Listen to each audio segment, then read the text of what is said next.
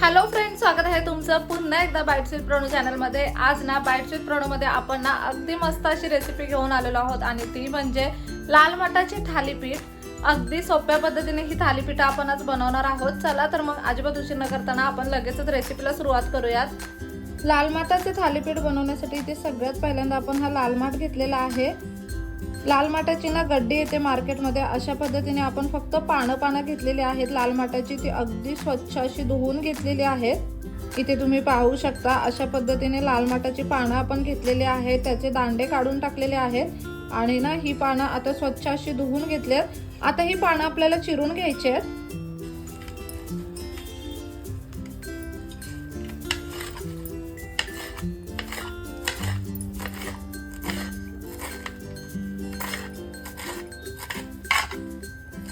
तुम्ही पाहू शकता ही ना लाल मटाची पानं आपण अगदी बारीक अशी चिरून घेतलेली आहेत। आता इथे आपण एक भांड घेतलंय। सगळ्यात पहिल्यांदा यामध्ये ना 1 कप इतकं आपण ज्वारीचं पीठ घेतलेलं आहे, 1 छोटा कप इतकं बाजरीचं पीठ घेतलंय, 1 छोटा कप इतकं तांदळाचं पीठ घेतलेलं आहे आणि 1 छोटा कप इतकं बेसन पीठ घेतलेलं आहे। ही ना चारही पीठ आपण इथे समप्रमाणात घेतलेली आहेत। आता जो चिरून घेतलेला लाल माठ आहे ना तो आपल्याला यामध्ये टाकायचा आहे। आता इथे ना 1 चमचाभर इतकी आलं, लसूण, मिरची आणि कोथिंबीरीची पेस्ट घेतली आपण, ती आपल्याला यामध्ये टाकायची आहे। इथे आता अर्धा चमचा इतकी धने पावडर टाकायची आहे, पाव चमचा जिरे पावडर टाकायची आहे आणि पाव चमचा गरम मसाला टाकायचा आहे, अर्धा चमचा लाल तिखट टाकायचं आहे आणि पाव चमचा हळद टाकायची आहे। आता आपल्याला यामध्ये चवीप्रमाणे मीठ टाकून घ्यायचं आहे। ते आपण 1 मोठा चमचाभर इतके तीळ घेतलेले आहेत ते यामध्ये टाकायचे आहेत। इथे ना आपण अर्धा छोटा चमचा इतका ओवा घेतलाय तो यामध्ये टाकूयात। आता ना हे सगळं आपल्याला व्यवस्थित मिक्स करून घ्यायचं आहे आधी।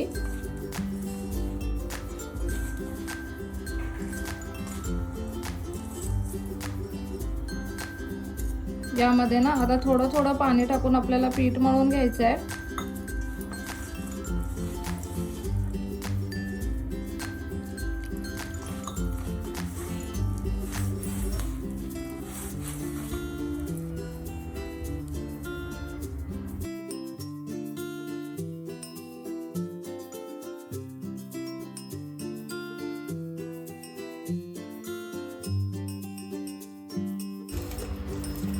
अगदी सैलसर असं पीठ आपल्याला इथे मळून घ्यायचं आहे, जेणेकरून ना थालीपीठ थापायला अगदी सोपं जाईल। आणि इथे तुम्ही पाहू शकता मस्त असं हे पीठ आपण मळून घेतलेलं आहे।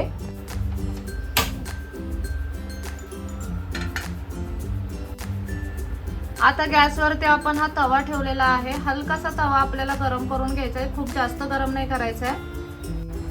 आता इथे ना गॅस आपण बारीक करून घेतलाय। इथे आता थालीपीठासाठी एक गोळा घ्यायचा आहे।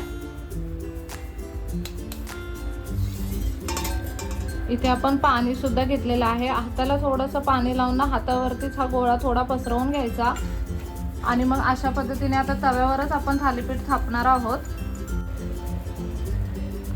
पाण्याचा हात लावून ना थालीपीठ थापून घ्यायचं।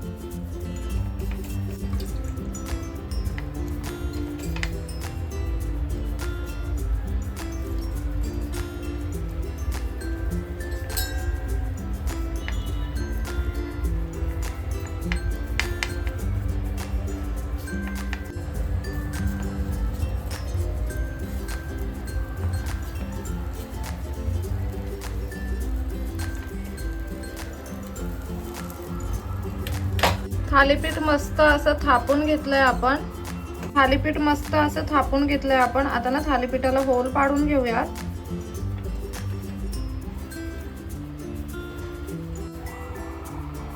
अशा पद्धतीने थालीपीठाला चमच्याच्या साहाय्याने आपण होल पाडून घेतलेत। आता कडेने ना तेल सोडून घ्यायचं आहे आणि मीडियम लो फ्लेमवरती हे थालीपीठ आपल्याला शेकून घ्यायचं आहे। अशा पद्धतीने जे होल पाडून घेतलेत ना त्यात सुद्धा तेल सोडायचं, म्हणजे थालीपीठ अगदी व्यवस्थित शिजलं जातं सगळ्या बाजूने। आता यावरती झाकण ठेवूयात आणि हे थालीपीठ एका बाजूने मस्त असं शिजून घेऊयात मीडियम लो फ्लेमवरती। आता इथे हे जे थालीपीठ आहे ना ते आपण ना हातानेच असं तव्यावरती थापलंय। तुम्हाला जर हाताने तव्यावरती थापायला अवघड जात असेल ना तर तुम्ही एखाद्या ओल्या कपड्यावरती सुद्धा थालीपीठ थापू शकता। आपण ना मीडियम लो फ्लेमवरती साधारणतः 2 मिनिटासाठी हे थालीपीठ शेकून घेतलं आहे. खालून व्यवस्थित थालीपीठ शेकलं गेलं ना कीच आपल्याला ते पलटायचं आहे.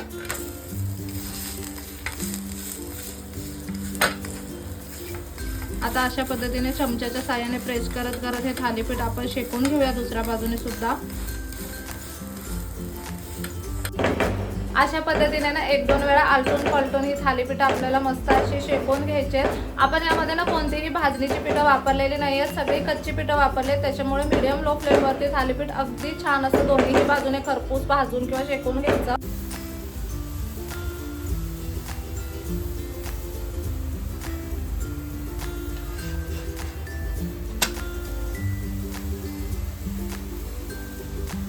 इथे तुम्ही पाहू शकता दोन्ही बाजूने थालीपीठ अगदी मस्त असं शेकून घेतलंय. आपण ह्याला सर्विंग प्लेट मध्ये काढून घेऊयात.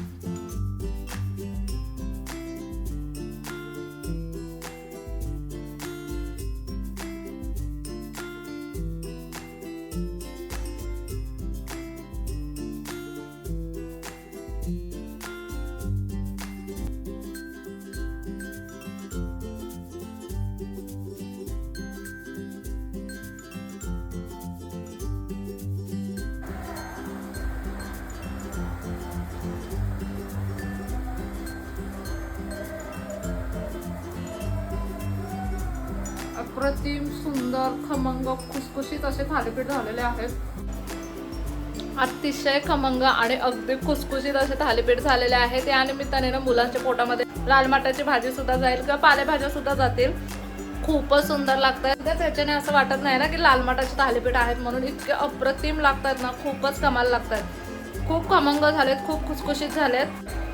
रक्तवाढीसाठी लाल माठ चांगलाच असतो.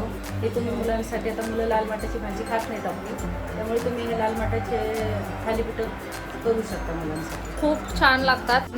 आणि आता ॲक्च्युली ना सोसायटीमध्ये वरात सुरू आहे, त्याच्यामुळे ना खूप जास्त तुम्हाला मागे डीजेचा आवाज येत असेल तर तो इग्नोर करा. आणि आजचा व्हिडिओ कसा वाटला मला कमेंट करून नक्की सांगा. चला तर मग नेक्स्ट व्हिडिओमध्ये भेटूया. तोपर्यंत मस्त खा, भरपूर फिरा आणि आनंदी राहा. तोपर्यंत बाय.